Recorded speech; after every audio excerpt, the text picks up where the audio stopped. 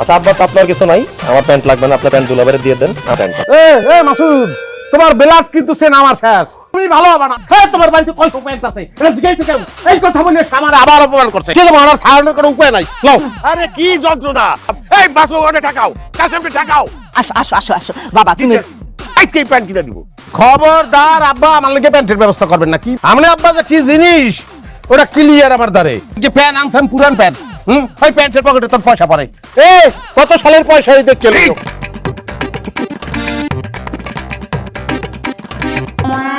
তুমি এখানে জবান কেউ কাটিয়ে এনেছে? কথা বলো, কথা বলছো। কিছু মুখে ধুয়া বাইরিল এতগুলা, পেটের মধ্যে যাও দেয় কেউ? ভাই আমি আছি এদিকে, আপনি যান, আমি আসতেছি। এটা ধরার আমি খুব চেষ্টার মধ্যে আছিলাম।